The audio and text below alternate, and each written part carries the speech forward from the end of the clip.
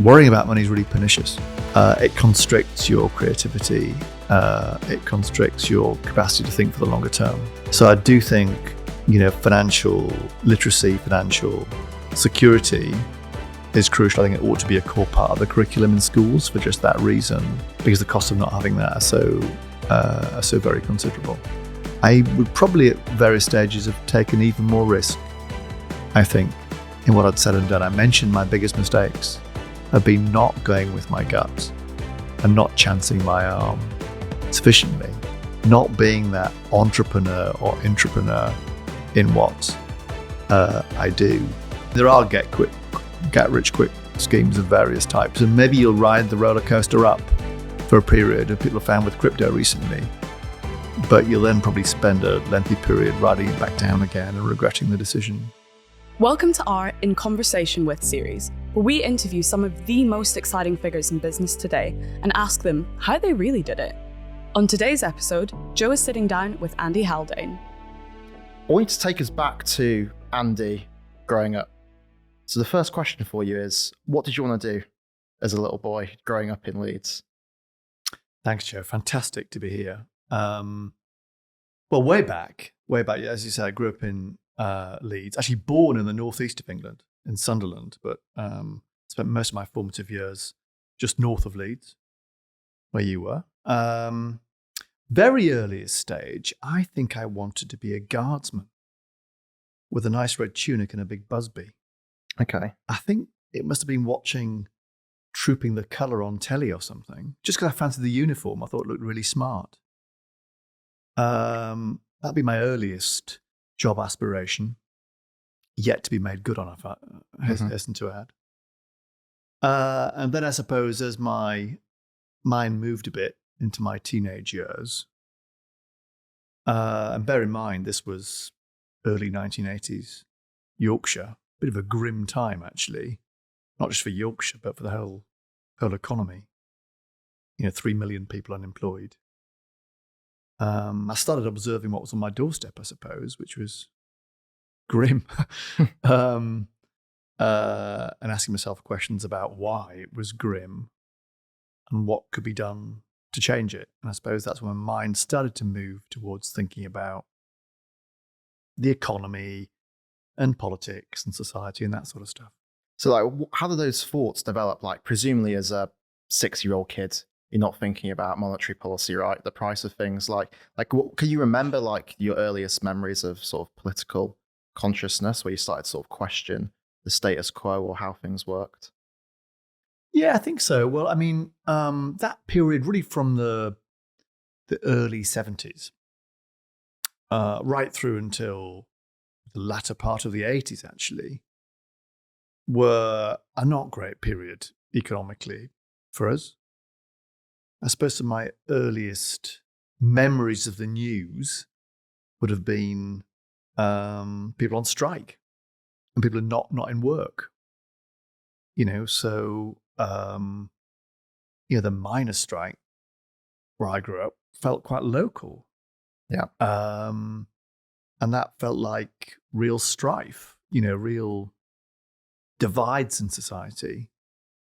Both an economy and a society not really working. So that would have been sort of early images of an economy broken or breaking and not functioning especially well. That will have piqued my interest. I have to say, I can't remotely pretend that my family and friends or background spoke to any of those issues at all, really. It was a sort of individual interest, I think it's fair to say. But when it's there and it feels close, and it's affecting your friends at school or their families, you can't help but pay attention. So I guess from fairly early on, I was starting to pay a bit of attention. Yeah. And when you were seeing these sort of clips of Arthur Scargill on the TV or hearing about friends, families who are involved in the strikes, did that give you a really clear sense of being from the north, being working class, or did you not even conceptualize yourself like that when you were growing up? Did you just see yourself as a kind of ambitious individual with your own intentions and goals. Like, how did sort of class play a role in your upbringing? Yeah, I mean, I would certainly have classified myself as working class because I self-evidently was.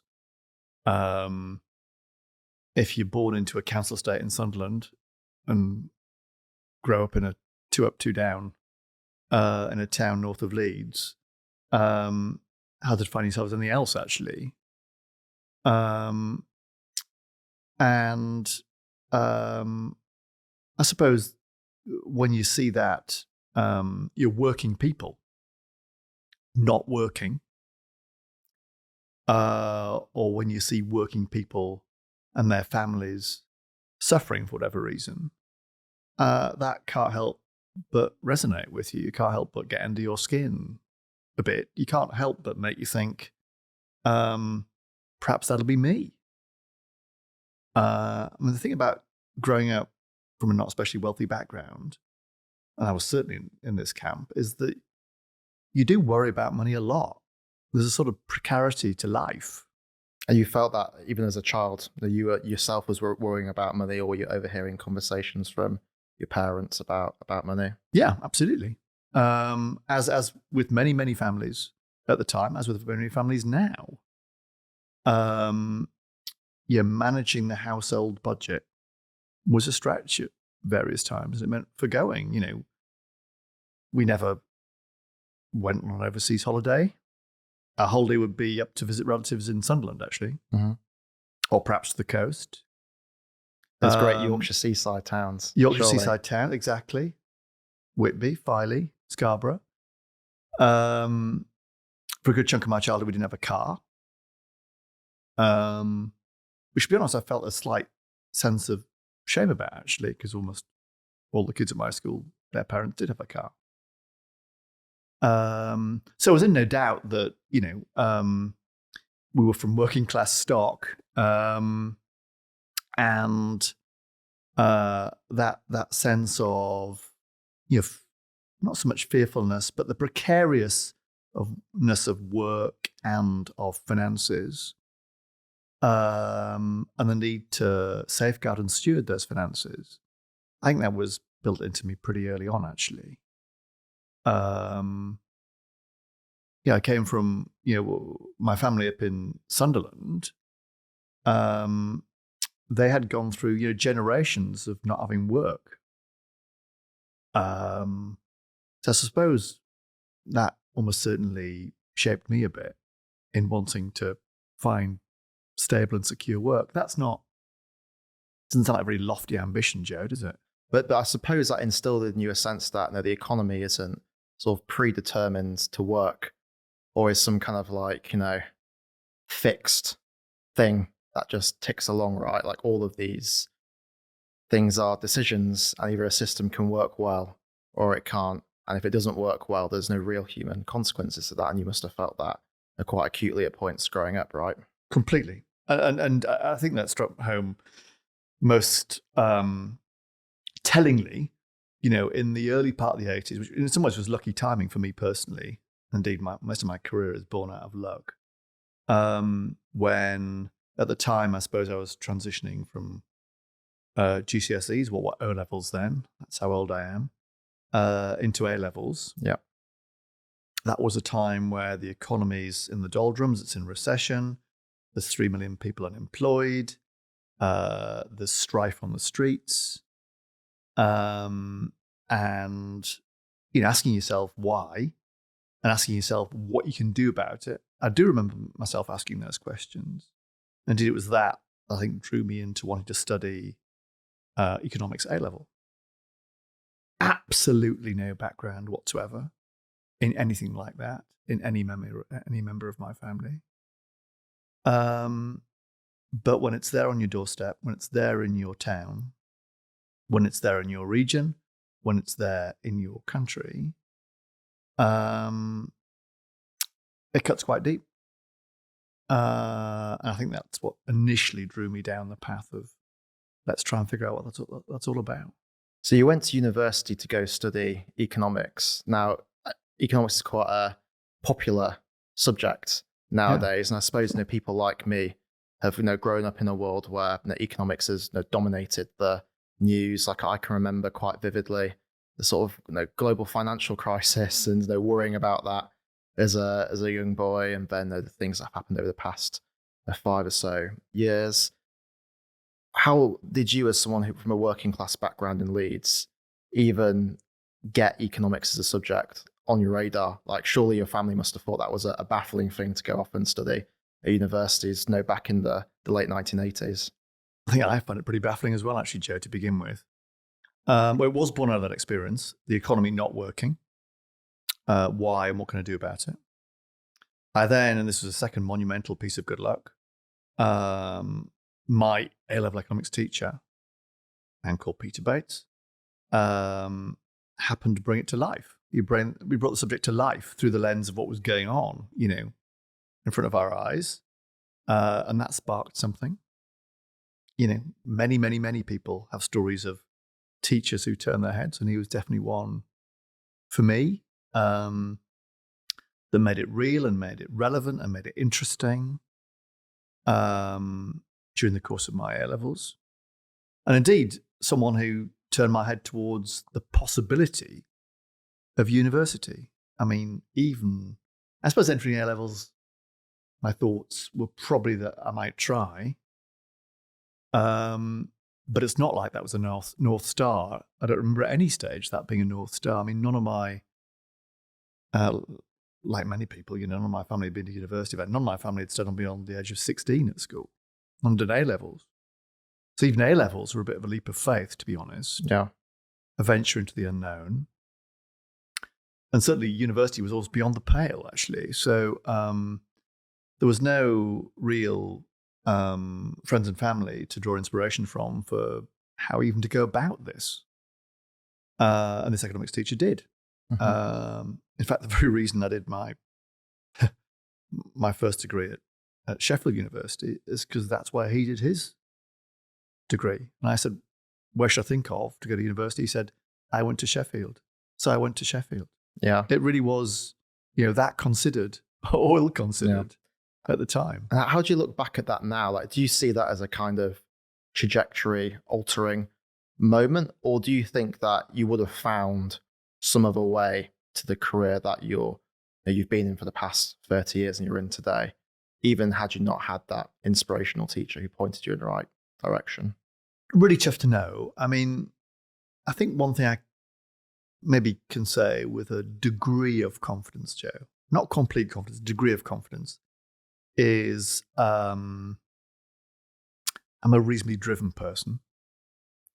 So I hope at least, I have a inquisitiveness, a restlessness that meant even if that opportunity hadn't presented itself, and maybe I'd left and got a job at age 16 or 18, that I might have felt that inquisitiveness or restlessness to climb back into education at a later stage and do something. I mean, tough to know. Whether my career would have taken the path it ended up taking, that strikes me as much less likely. But I hope that, I like learning. I like being inquisitive. In some ways, that is what has defined my career as well. Inquisitiveness, going after big questions, trying to go after big questions, and indeed trying to find out what some of the answers might be to them.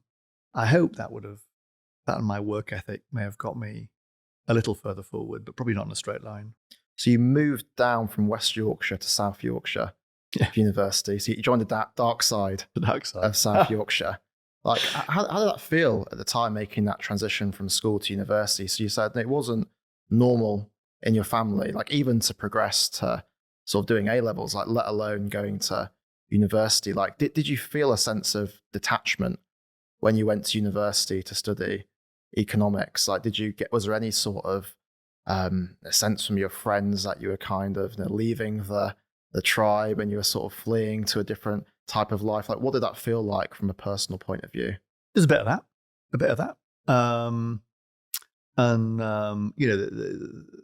My friends up there grounded me pretty quickly on that front, so that didn't last very long.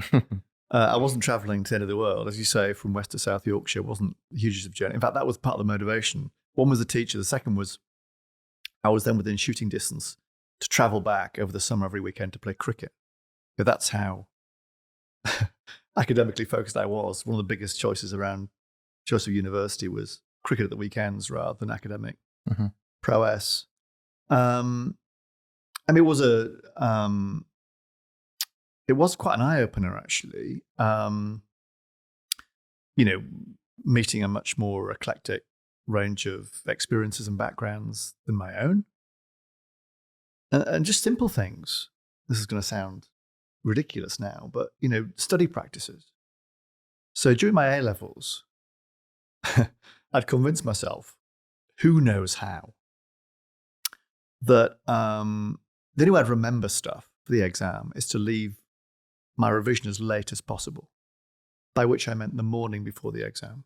Yeah. So I get up very early in the morning to revise before my A-level exam. Then getting to university and finding out that people starting their revision like months before the exam rather than the morning before the exam. That was a wow, really? Is that what people do? Yeah. And that sounds, comedically inept now. Both my sons are now going through exams just at the moment, actually. And the notion of them beginning their revision this morning for an exam today sounds so ridiculous. And yet, if you don't know any better,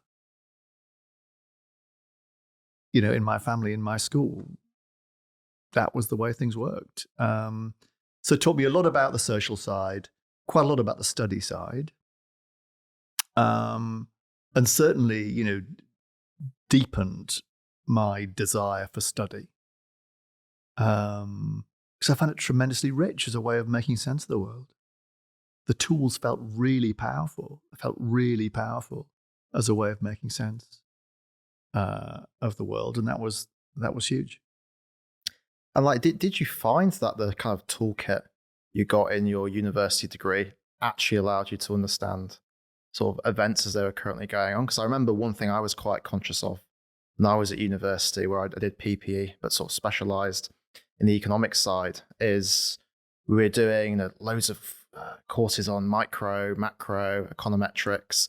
And whilst it did give you a toolkit to understand a lot of the world, like a massive missing part was financial markets, right? And a lot of the things that were happening in the modern economy were being driven by financial markets, and yet that wasn't a big part of the university specification. And indeed, a lot of universities' economics courses still don't really touch on financial markets unless you take that as an optional course. And you could go all the way through an economics degree and not really learn anything about bonds or equities or anything else.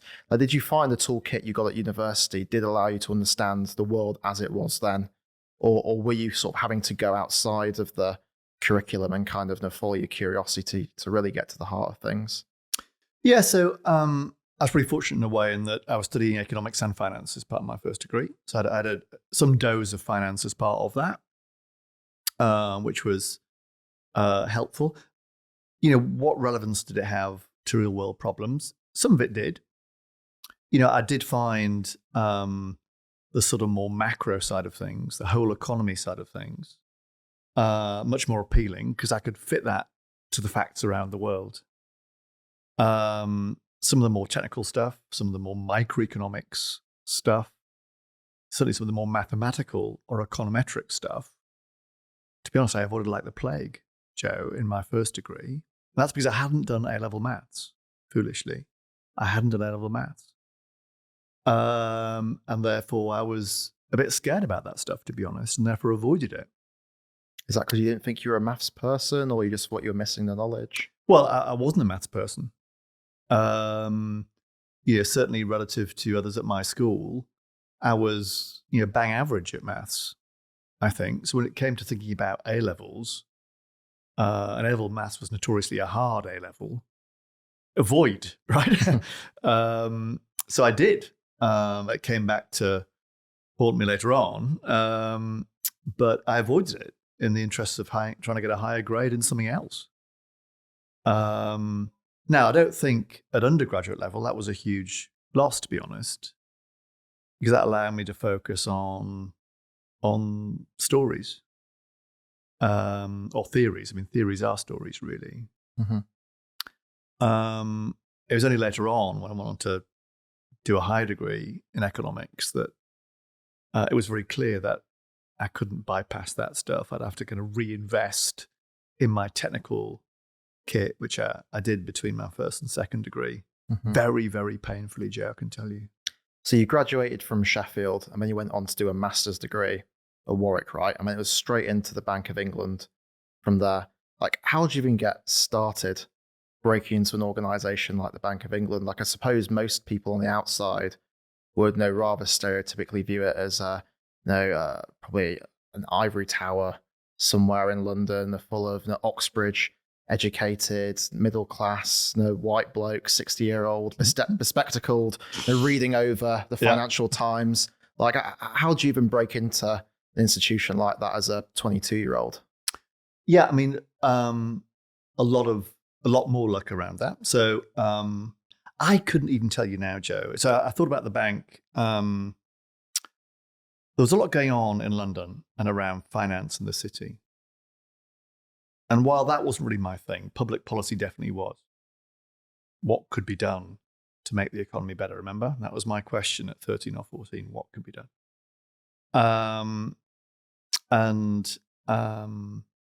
The bank must have appeared on my radar as a place where you could understand the economy and do something about it. I actually applied to the bank as an undergraduate before I decided what to do. And went down, as a complete naivety to Threadneedle Street and got interviewed. And it must have gone okay. I mean, heaven knows how. So they did actually offer me a job as an undergraduate. It wouldn't have been as an economist. I think I'd have been helping supervise the banking system, actually, which I'd have been appalling at, actually. So that was a lucky escape that basically I said no. I wanted to go away and study a bit more. Because I wanted to be an economist at that stage. I'd tell myself that's what I wanted to do. So I turned them down and went off to study, as you say, at Warwick. And luckily enough, again, good luck, they wrote to me early on at Warwick and said, well, what about after you finished here? And that just felt a lot easier than applying for any jobs. So that's what I did. Was that a real decision, though? Because I suppose in the late 1980s, you've got the Big Bang, all these new jobs opening up in the city. Yeah. There must have been people on your course, right? They're going to work for investment banks. They're going into trading, for instance, who are making an obscene amount of money straight out of university. And then you decided to go into, I suppose, what at that point was like an arm of the UK government, right? Pre-independence. Like, was that a big decision to kind of like not follow other people into what was being regarded as a very kind of lucrative career for a lot of young people coming straight out of uni? Not especially. I mean, I suppose I almost see myself as being in the public policy game, or see myself as being a public servant. To my family's eternal regret, I've never been all that motivated by money. And I suppose there might be something about financial security in working with the bank as well, as safe as the Bank of England, right? Yeah. Back to that point about precarity as a sort of mindset, and a degree of prestige about the bank as well. I think it's fair to say. I mean, as it turned out, I didn't know this at the time, but I mean, I think I got, again, very fortunate that that description you just gave, Joe, of the bank was not a bad description. Mine was one of the first cohorts to take basically non-Oxbridge, non-classicists, basically. The bank was tooling up on technical skills, in particular economic skills, from red brick universities. So I was lucky in being one of the first cohorts from a red brick university doing a techie subject. And, in going to the bank, I had no expectation of going on to the city. I had a strong expectation of doing a year or two at the bank no more than that, and then going off to do a PhD. That's the expectation I had joining the bank, that further study was for me, research was for me. I told myself I'd be at the bank for as long as it was interesting. And as soon as it stopped being interesting, I would stop being there. And it just so happened to end up being interesting for 32 years.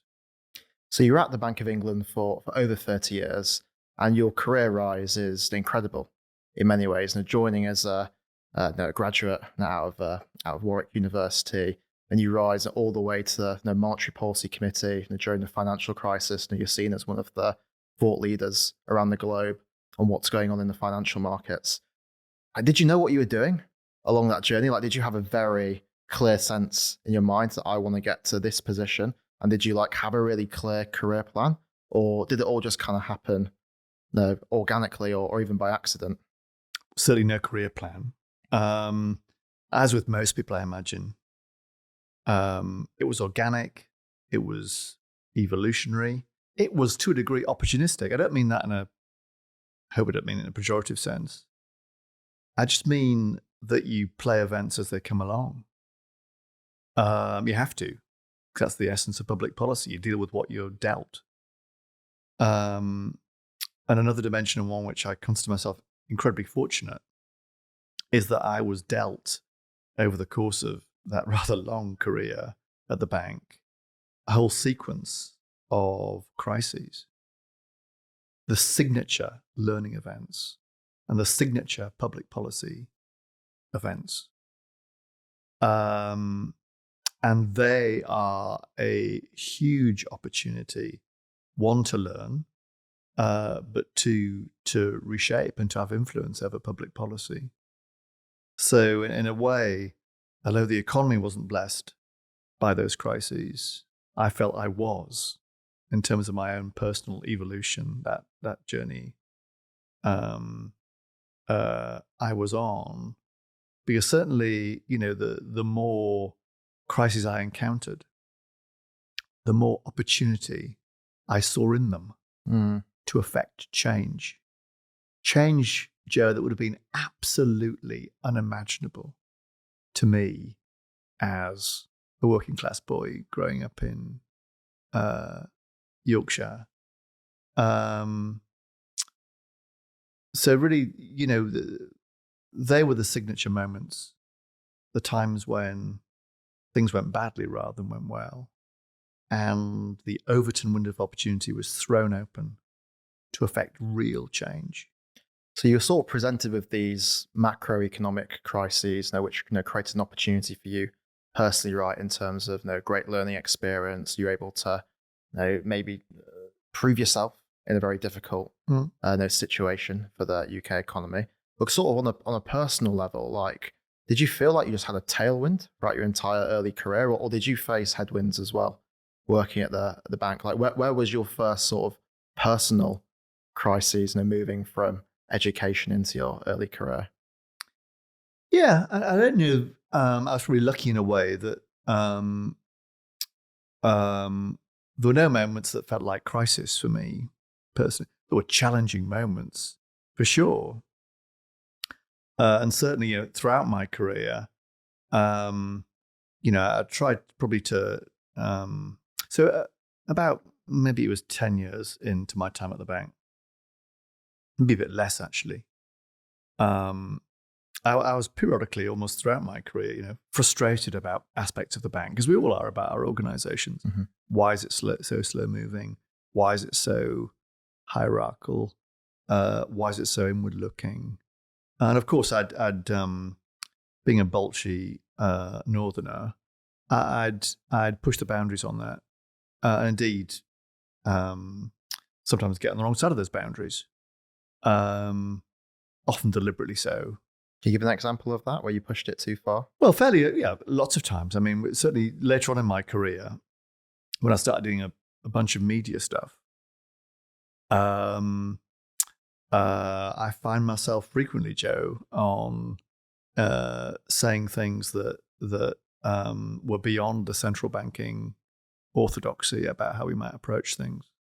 You quite famously sort of not threw bankers under the bus, right? But you pointed out the excessive compensation in the finance sector at one point, right? Is that one of those moments, or what were some of the other things that you think and sort of put you on where the line was in terms of what you could and couldn't say? Well, externally, I think it was the first ever real piece of media I did when I was executive director for financial stability for Radio 4. I gave an interview to some journalist. They should never put me before him, actually. He was quite a sharp operator.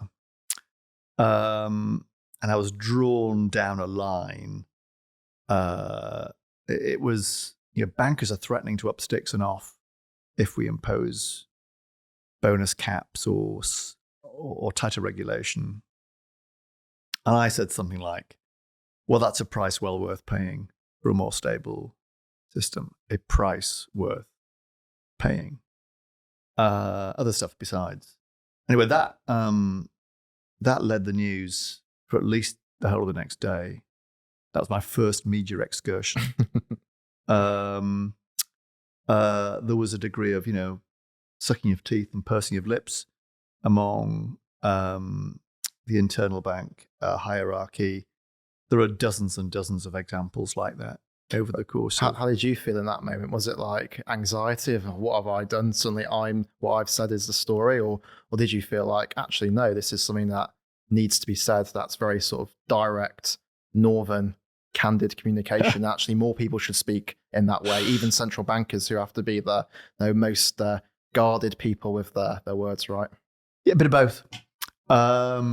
I felt the bruising. You should feel the bruising, of course. A little bit you learn from those experiences. But equally, the notion of speaking candidly and openly is something I carry through to me to this day. I did a Radio 4 interview this morning. And I wouldn't use the same words as I would have done as a 20-something or a 30-something. I still would hope to speak with colour and with candour and openly. And I think that's what people want. There's nothing worse communications-wise than coming across as covering your backside or being inauthentic. I think people sniff that instantly. And I hope one of the things I can bring communication-wise is that sense of clarity and candor. Indeed, speaking to as wide an audience as possible. I made a point. I've made a point in the course of my time at the bank of trying to speak to as wide a range of people as possible about the economy, right from citizens in communities right across the UK, indeed some of the most disadvantaged citizens, right through to academics. So I need to move between those effortlessly, using different words and sentences. But if I can't explain what's going on and what we are doing to everyone, from layman to professor, then I'm not doing my job. And I practiced that, and still do practice that by speaking as often as possible to as wide a range of people as possible. And that was quite a shift for the bank.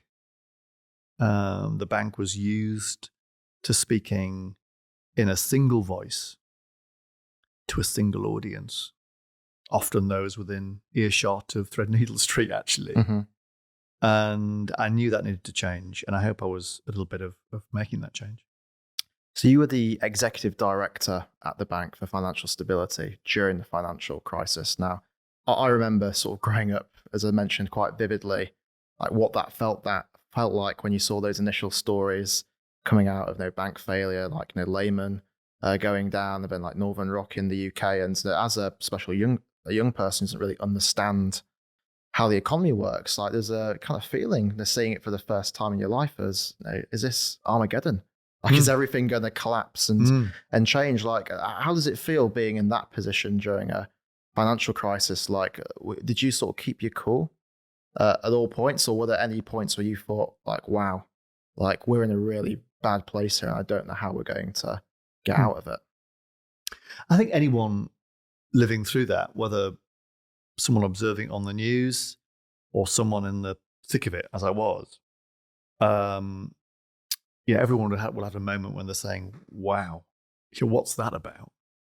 I remember once being sat, actually it was the morning that we stepped in to support RBS and Lloyds Banking Group with a massive government equity injection.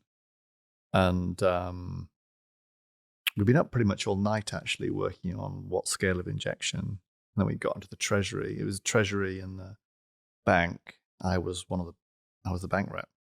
And the FSA, the Financial Services Authority at the time.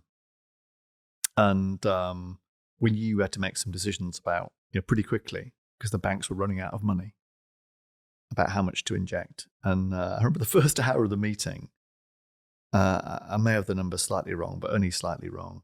I think in the first half hour of the meeting, RBS's share price fell 40%. Wow. And in the second half, I think it rose 50% or something. And wow, that's really quite something. So what does that look like? Is everyone just refreshing their phones constantly? There's a bit of that in the going on. meeting. It gave us all the hurry up to get on and announce the package. Yeah. And rightly so, given the yo-yoing that was going on. So of course there were those moments when, people lose their bearings, financial markets lost their bearings. It's at those moments, though, I'd say, Joe, where patient preparation comes into its own. As it turns out, I'd spent many years thinking not about financial crises of this scale and scope, but how complex systems like finance can sometimes crumble from beneath your feet. So funnily enough, I had a mental model in my head of what was going on.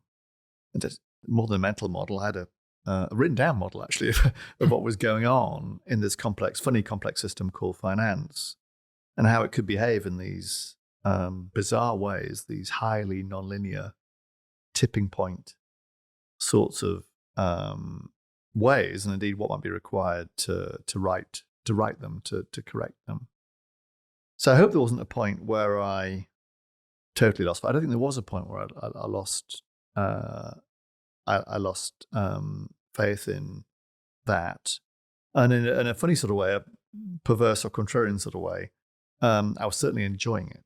Yeah, the experience of that. If you've set your mind and set your heart on doing public policy, then what better than events like this, to test you as a public servant, as a public policy maker. So I can see how it would be exciting from a kind of technocratic point of view, that you're on the cutting edge of policy. You're able to try new things, unconventional times call for unconventional measures, right? But did you not sort of feel the weight of responsibility as well, which is, if we get this wrong, this could be my parents and my parents' friends who are made unemployed. If I make the wrong decision on the way the financial system is regulated, or if I make the wrong decisions on interest rates, it could lead to hundreds of thousands of people losing their jobs and having wage stagnation. Does that level of responsibility weigh on you at all, or did you just never see those things in those terms because you were sort of a central banker rather than a politician? No, I think you'd have to be inhuman for those things not to weigh with you, and certainly if you if the reason you entered public policy, as I did, was to help the least advantaged in society thrive, and that if the banks went under or the economy went under, would cop for that disproportionately, which would be poorer people I grew up with. So, that was the reason I entered public policy. Funnily enough, in the moment,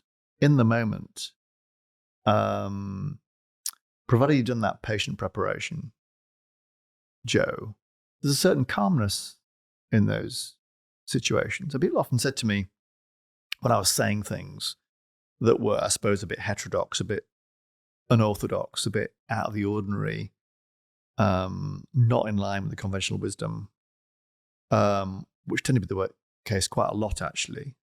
Not remotely because I was seeking to be contrary, but rather because I thought through the problem from a somewhat different lens, often quite carefully. I would never make big and bold statements without having first done my workings, worked through what I believed was the best answer possible. If you do that, saying things that are not in line with conventional wisdom doesn't feel risky at all. The stakes are high, but you know you've done your best. You know you've done your workings. You've shown your workings. So those matters, those moments matter greatly. But funnily enough, I think that certainly encouraged me to be more decisive, and to go with what my gut felt was right. All my biggest mistakes, public policy-wise, have come from not going with my gut, not going with what intuitively I think is the right thing to do. And in those moments, you have to, because you can't have worked out all the detail.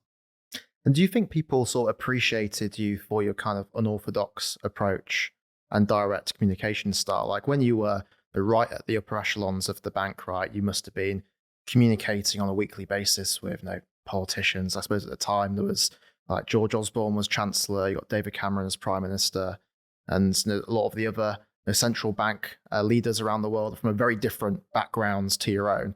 Like, did you feel like a part of the inside group when you were sort of communicating with these people, or did you feel like an outsider because of your background? And do you think they appreciated you because of your sort of unorthodox views and communication style, or did they see it as dangerous or scary?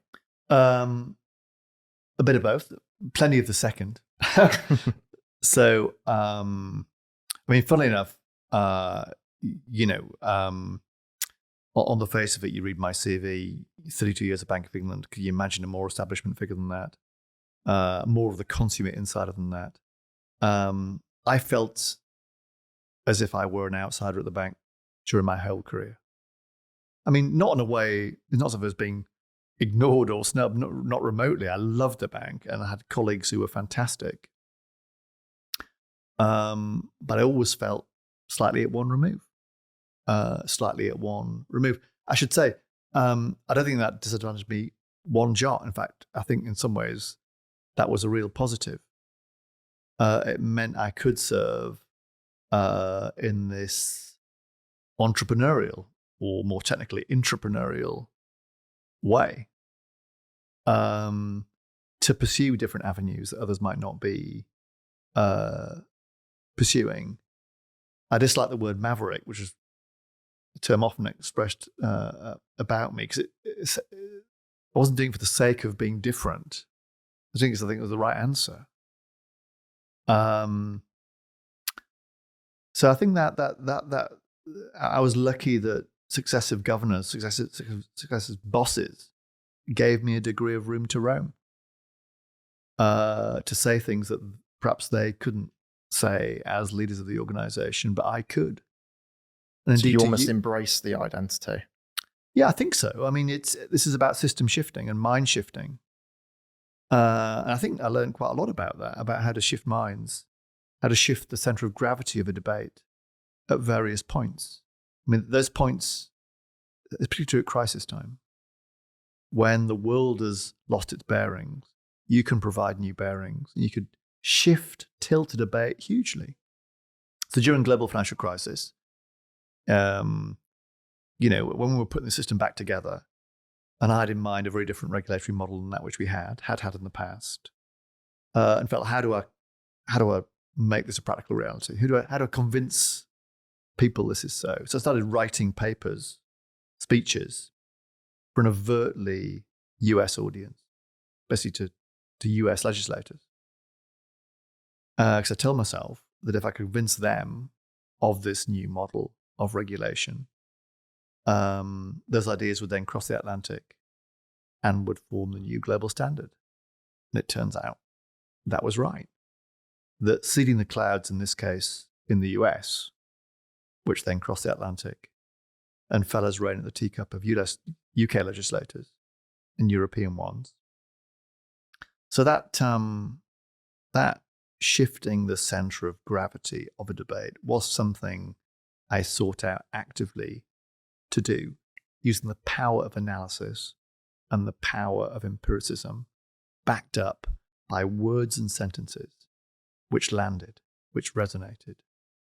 You may have seen, if you've ever read any of my speeches, that I use metaphors quite actively as a cut-through device. And it turns out they do cut through. And the most complex concepts imaginable, the most involved empirical evidence you could conceive, can be conveyed simply and straightforwardly in a cut-through way through metaphor. So I built those, I try to nurture actively those skills, the written word, the spoken word, in ways that could tilt and shift systems and debates. And by the end, I was doing that, certainly consciously and actually quite actively. And like looking back over your 30 years in the bank now, like how do you kind of weigh up your career in terms of your personal impact, in terms of being able to make change? Like, I suppose you could look at the past couple of years with COVID and think, we didn't have another financial crisis. The financial system, it was maintained and actually pretty good order overall versus the scale of the challenge that faced the economy as a whole. And yet, if you look back over the past 30, 40 years, as you said at the start of the conversation, it does feel like most major economies have been jumping from crisis to crisis. And for a lot of young people like me, for instance, seeing on the news that this is going to be the first generation that's maybe not going to be richer than their parents or wealthier than their parents.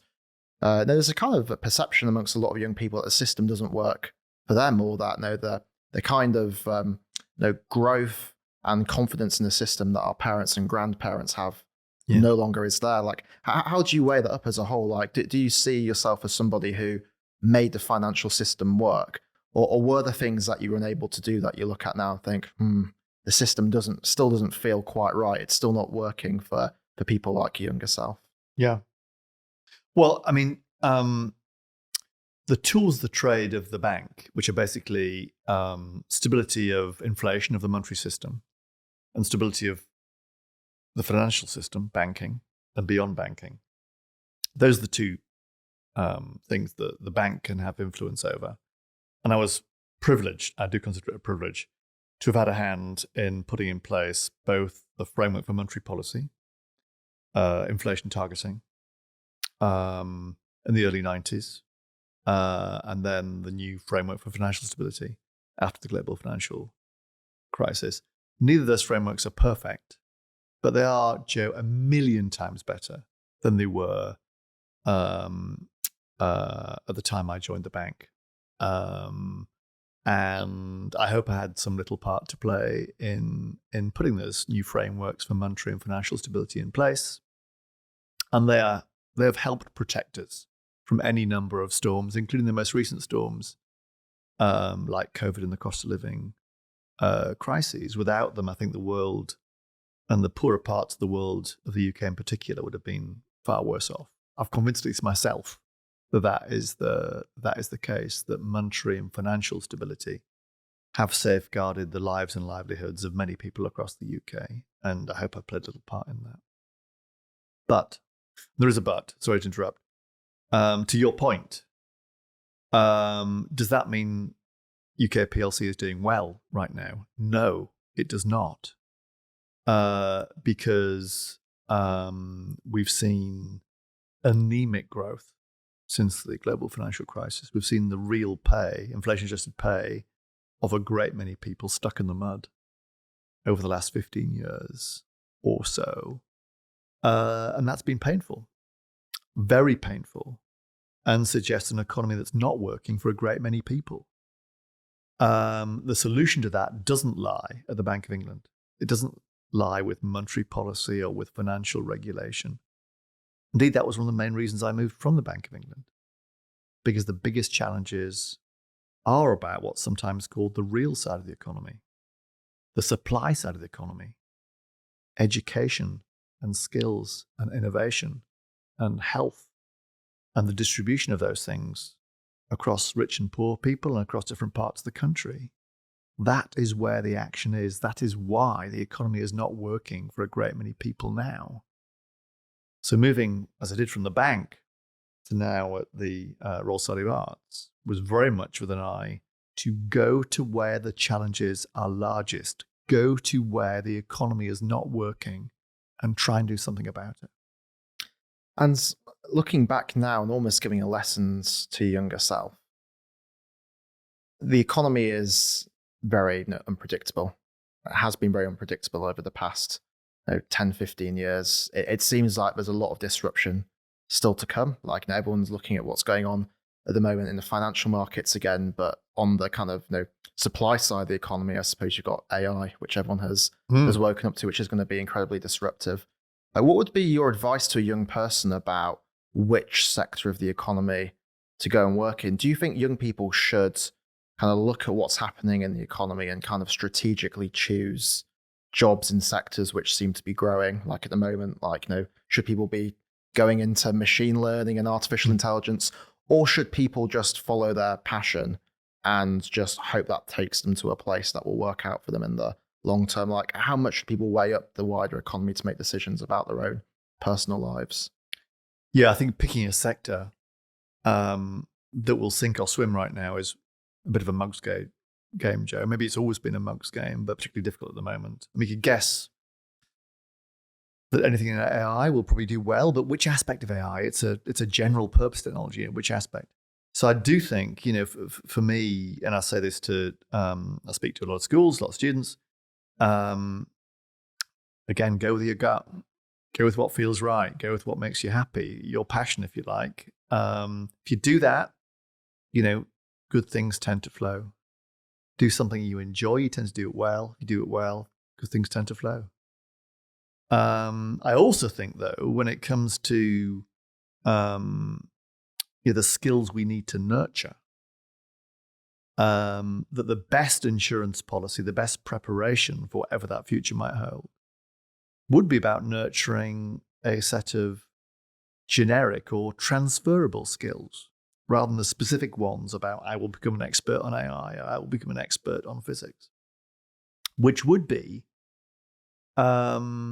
creativity, inquisitiveness, interpersonal skills of various types, including negotiation and mediation and communication.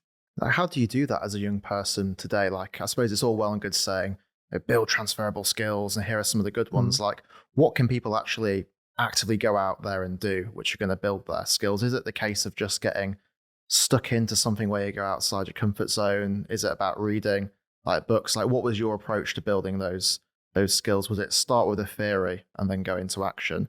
Or was it just go into action straight away and learn as you go along? Well, I would say surround yourself, or ideally connect yourself with an eclectic range of individuals across as diverse a range of disciplines and professions and backgrounds as possible. You will learn hugely just by breathing the same air that they do, observing them,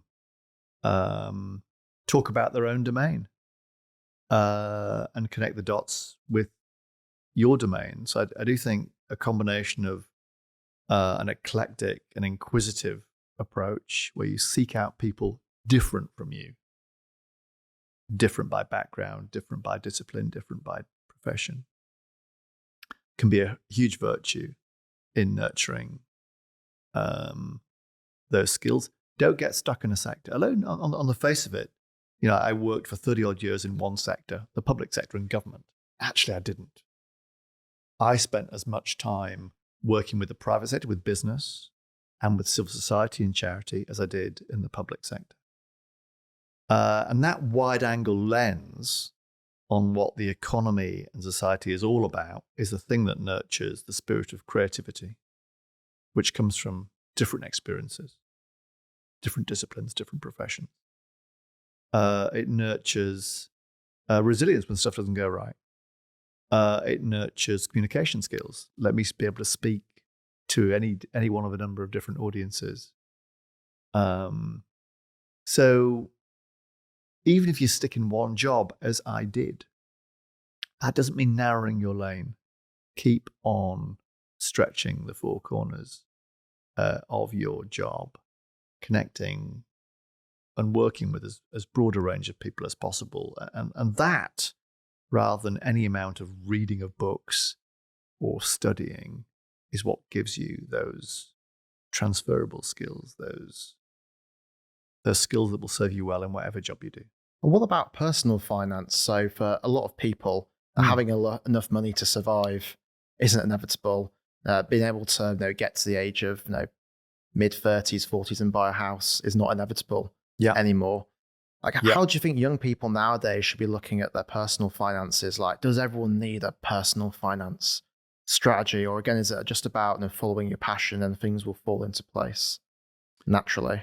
Well, I do think having enough money to get by is absolutely crucial. All those things I mentioned are so much harder if your cognitive bandwidth's being chewed up by worrying about money. Worrying about money is really pernicious. It constricts your creativity. It constricts your capacity to think for the longer term. So I do think, financial literacy, financial security is crucial. I think it ought to be a core part of the curriculum in schools for just that reason. Because the costs of not having that are so very considerable. So most schools don't do very much work, or certainly state schools don't do too much work when it comes to personal financial literacy. No. I know this firsthand from running a company, right? I was learning a lot of these principles of accountancy and finance by doing for the very first time. What do you think is the key concepts that young people don't know about but should know about when it comes to personal finance? If you could speak to your 18-year-old self, going to university for the first time or starting your career, what are some of the key kind of economic concepts you think you could apply to your personal life in terms of finance that you wish you'd known about back then? Yeah, I mean, some of this, when I was at the bank, going back to when I was at the bank, we did do, and I led this work, a set of curriculum materials in schools on these issues for just this reason. As part of PSHE, and then for younger school kids as well. And some of it, in some ways, the most important bit of all, which sounds trivially simple, but for many people is decisive, is being able to account for your incomings and outgoings, right? Write down the debits and credits and figure out whether you're in the black or in the red. If you go to debt advice charities, I've spent plenty of time talking to them or indeed working in citizen advice bureaus. Step one, sit down with individuals, get them to walk and talk through their incomings and outgoings. And often that's an absolute revelation to people that the two don't balance, or why they're sinking ever deeper into debt.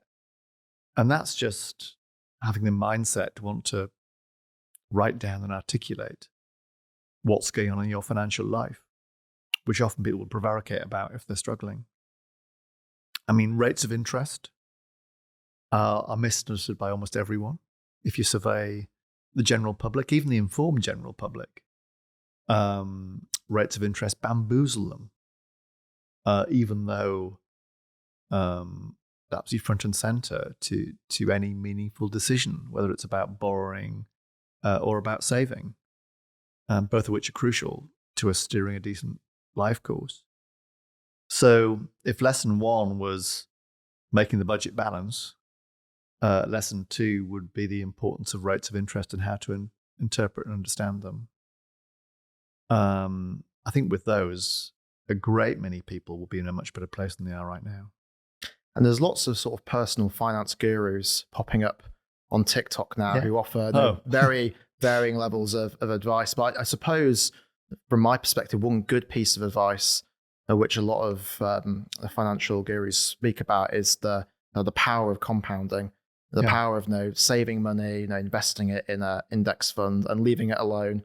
And that over the time, the compounding effect of that will lead you to build a pool far bigger than what you started off with, right? Are you concerned that a lot of young people nowadays, unlike my parents' generation, don't just put money away in a bank account, or don't just put it in a tracker fund. That people actively want to manage their own investments, and you've got all these apps like Free Trade, the Robinhood, where people are actively trading stocks in the stock market. Like, are you concerned that a lot of young people are doing that now rather than just buying and holding like a lot of our parents did? If that is happening, you'd know much better than me, Joe, not being on TikTok. That would be a concern. My third of my 3 bits of advice, if the first one was balancing the books and the second was rates of interest, the third would be compound rates of interest, which I think Einstein called the 8th wonder of the world, actually. And that makes clear the benefits of savings, or indeed the perils of borrowings.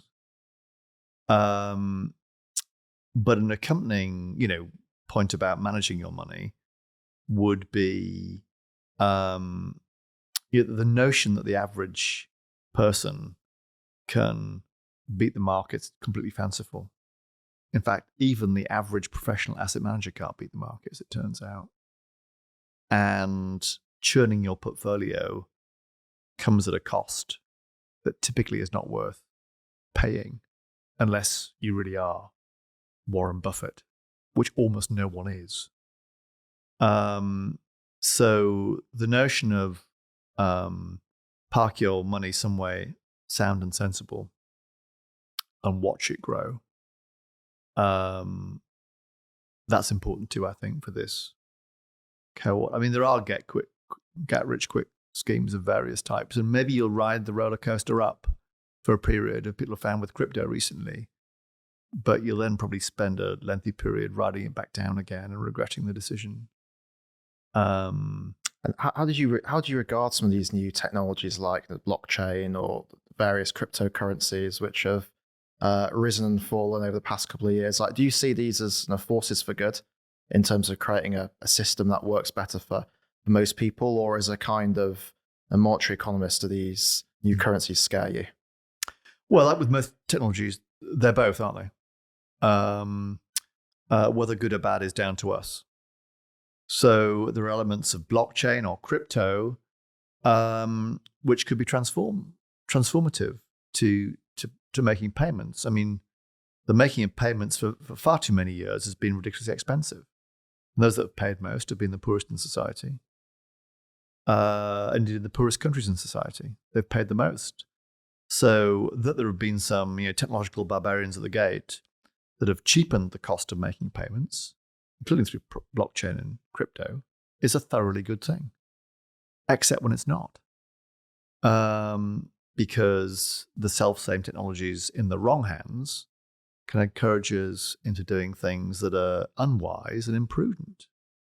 And that's where regulation comes into the picture, to protect us as borrowers, as savers, as consumers. Not stopping us necessarily, but alerting us to the risks in doing that. So tech is a great enabler, a great disruptor, and can disrupt in great ways. But it can also disrupt in less great ways. And that's where regulation has a role to play. So crypto could be a force for good, it could be a force for negativity, but it's fundamentally within the control of us to decide if these technologies are used in the right way. What are some of the other things that you're excited about at the moment? Like, what do you see as the interesting innovations or technologies in the UK economy that make you think, wow, if we could really leverage this in the right way, we could create a much better world for everyone? Like, what excites you at the moment? Yeah, a whole bunch of stuff, actually. And we are blessed. I mean, it's easy to be fatalistic and wrong to be fatalistic about the anemic growth that we mentioned earlier on, Joe. But actually, as you travel around the UK, which I had the privilege to do for many, many years and still do actually, I see fantastic businesses. I see fantastically skilled individuals doing amazing things. Not enough of them, which is why we've got this growth problem. But nonetheless, we have fantastically entrepreneurial people and innovative companies doing tremendous things in all 4 corners of the UK. And one of the great, opportunities, which was actually mentioned in, so you think back to Nick Stern's initial report on climate change. sounding the siren for what a great threat climate change was. The part of Nick's report that everyone forgets is that this was also a huge opportunity to invest in a whole new set of tech and a whole new way of doing business and a whole new way of running our lives in a way that would stimulate new skills and new jobs and new innovation and tackle climate change. And that's exactly what I see right now. The debate's fast forwarded. We've set ourselves a net zero objective. Of course, the climate crisis is a huge challenge, but it's also an enormous opportunity for us to invest in that new cohort of innovation and tech that will generate skills and jobs and be good for the planet to boot. And indeed will lift the spirits of the places in the UK that are doing least well. This is a divine coincidence of circumstance, that those places that are furthest to travel on the net zero journey are also the places that are poorest right now. So a dose, a sprinkling of fairy dust, of innovation and investment and infrastructure can not only lift our economy and jobs and skills and communities, it can also serve that net zero objective as well. And that's where the action needs to be right now, where we regenerate people and places and planet in one fell swoop. What could be more exciting than that right now? That's the contours, the frontiers of public policy right now. Turns out that's what I'm working on the RSA as well. But there's a huge opportunity there. Right now we hear talk, a daily talk, fatalistic talk of permacrises or polycrises. And indeed, they exist. Large parts of our economy and society and environment right now are not working. We have stasis in people's pay. We have fractures in our society. We have degradation of our environment. For sure, those crises are plural. But for sure, we have the public policy means of setting about addressing them. That is the power of economics. That is the power of public policy. What better time to fuse the two together and make a massive, meaningful system-shifting change than now? And that would be my message to all the younger people perhaps listening into this podcast who are thinking about what is next for them career-wise. I'm too old and wizened and grey now to tackle that myself. But what better endowment for younger people today than that set of issues on which they could make a massive, massive, massive lasting legacy change? The climate change is one issue that a lot of young people really care about, but the topic everyone is super excited and somewhat scared about at the moment is artificial intelligence. And in my life, the economy and society has been disrupted a number of times by technology, whether it was the internet and then the smartphone, social media. And it always seemed that government and regulators were behind the curve on those technologies. They didn't regulate them until it was too late. What do you think is going to happen this time? Are we going to see banking style regulation of technology companies producing artificial intelligence? Is it going to become an existential risk to big economies if it's not regulated? Or do you think this is something that can almost govern itself? Well, I'm pretty certain it can't govern itself. It will need some rules of the road. It'll need some guardrails. It'll need some standards, ideally designed and enacted on a global basis. I think that will be the emerging consensus right now, that the consequences, the societal consequences of AI are so profound and so existential in the words that you used, they can't be left to run their own course. They will run away from us. We'll not be able to catch up. So that strikes me as extremely likely. What form those rules take, I think, is a open issue right now. Is this soft law or hard law? How do we impose these things on a global basis in an increasingly splintered world? These are all massive questions to which I do not have, Joe, massive answers right now. But that we'll need some rules of the road is absolutely essential.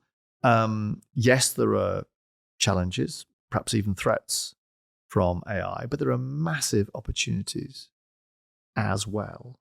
As with any tech, AI is no different than any of the previous ones. And we should be conscious of those as well. At the same time as we are getting our arms around this thing, we shouldn't try to get our arms around in a way that snuffs out the benefits. Let me mention one I've given some thought to, actually,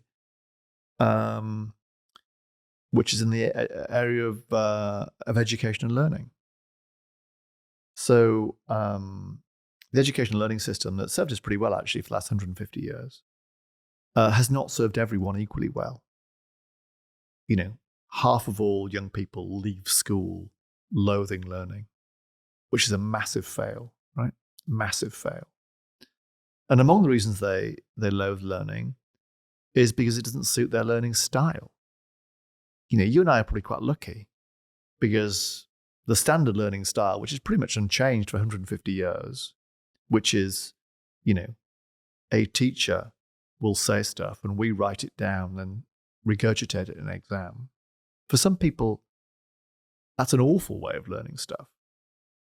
Perhaps the great many people, perhaps the majority of people, it's an awful way of learning stuff. Now, historically, we haven't been able to do much about that because there's only so many teachers and only schools. But with AI and digital tech, we could personalize everyone's learning journey, attune their learning to their own learning styles, their own cognitive wiring, their own circumstances, in a way that makes everyone love learning and therefore keep on doing it on a lifelong basis. That is now within our compass. Perhaps as many as half of young people will have their learning pathway unblocked by AI if we are savvy about what we do. There's a huge opportunity to do much, much better on a lifelong basis. I hope we make that happen. There's no reason why we can't. Mindful of the threats it also poses to our lives and livelihoods. The final question of the podcast is, would you do it all again? If you were speaking to 18-year-old Andy, would you tell him, go become a central banker? No, go live that journey. Be the guy who helps regulate the banking sector after the financial crisis. Be the guy who publishes the papers to influence US policymakers and change the way the system works? Or would you say, actually, that career you envisaged when you were a boy, and being the guardsman in the costume, that's the way to go? Well, would you do it all again? Well, I don't think I'd have made a very good guardsman. I think that requires too much compliance for me. And I certainly have no regrets about the winding road my career has taken. I loved my whole time at the bank, and I'm loving what I'm doing now, and it gives me a huge amount of psychic rent. Not financial rent, unfortunately, but psychic rent from being able to do things that make a bit of a difference to the wider world, to the wider public. That still gives me a strange buzz. If I'd been giving advice to my 21-year-old or even 18-year-old self, I wouldn't have taken a radically different course. I would probably at various stages have taken even more risk, I think, in what I'd said and done. I mentioned my biggest mistakes have been not going with my gut and not chancing my arm sufficiently, not being that entrepreneur or intrapreneur in what I do. But there's still time, Joe. There we go. Probably the only central banker of all time who said people should take more risk, not less risk. Andy Haldane, thank you very much for coming on the Zero Gravity podcast. Joe, it's been an absolute pleasure chatting to you.